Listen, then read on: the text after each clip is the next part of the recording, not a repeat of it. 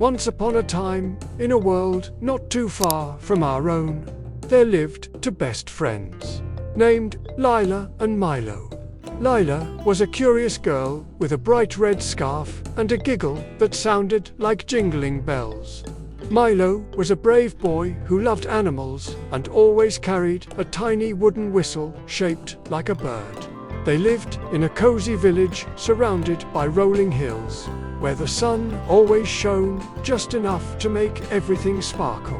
One sunny morning, Lila and Milo were playing near the sparkling stream when they found something extraordinary. Half buried in the soft mud was a golden key with a glowing blue gem at its center. It shimmered like a star. Lila picked it up, and the gem pulsed with a warm light. "Wow, Milo, look at this," Lila exclaimed, holding the key high. "It's like it's calling us." Milo squinted at it. "Maybe it opens something magical," he said, his eyes wide with excitement. "Let's find out." The two friends decided to follow a path they'd never noticed before. Winding through the whispering woods, the trees in these woods were special. They whispered kind words to anyone who passed by. "You're brave," one tree whispered to Lila. "You're kind," another said to Milo. The friends giggled and kept walking, the key glowing brighter with every step. After a while, they reached a giant stone archway covered in vines that sparkled like emeralds. In the middle of the arch was a keyhole that matched their golden key perfectly. Lila's heart raced as she slid the key into the lock. With a soft click and a burst of light, the archway hummed, and a shimmering portal appeared, swirling with colors like a rainbow whirlpool. "Do we dare?" Milo asked, gripping his whistle tightly. "Adventure awaits," Lila said with a grin. Hand in hand, they stepped through the portal. On the other side, they found themselves in Starbloom Valley, a place so beautiful it took their breath away. The grass was as soft as clouds, and flowers glowed like tiny lanterns in every color imaginable. The sky shimmered with streaks of gold and pink, and fluffy creatures with wings like butterflies floated around, singing sweet melodies. In the distance, a crystal river flowed upward into the sky, forming a glittering waterfall that fell into a floating lake. "Welcome, friends," chirped a small, fuzzy creature with sparkly wings. It looked like a cross between a bunny and a firefly. "I'm Flicker, a Starbloom sprout. You found our Utopia." Lila clapped her hands. "This place is amazing. What makes it so special?" Flicker twirled in the air.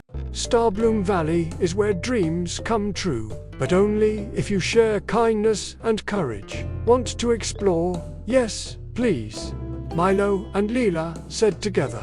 Flicker led them to a meadow where giant dandelions grew, each puff as big as a beach ball. "Hop on," Flicker said. Lila and Milo climbed onto a dandelion puff, and with a gentle breeze, they floated high above the valley.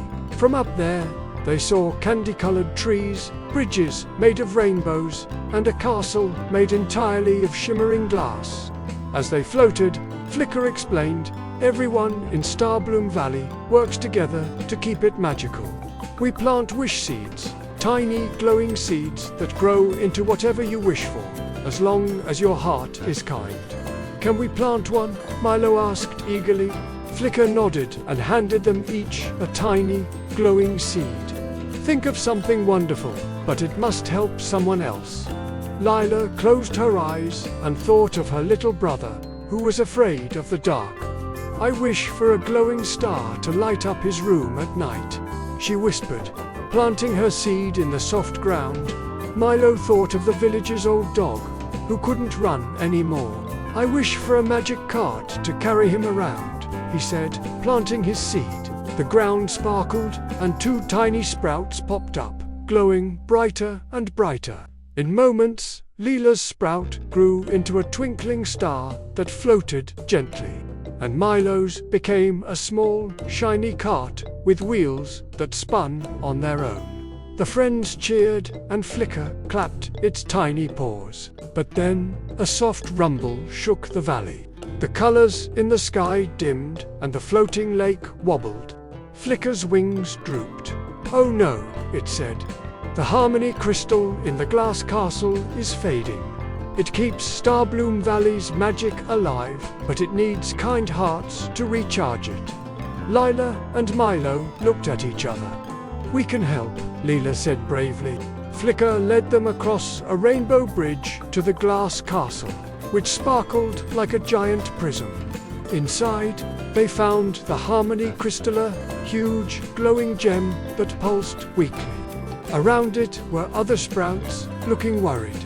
To recharge the crystal, Flicker explained, "You must share a story of kindness from your world."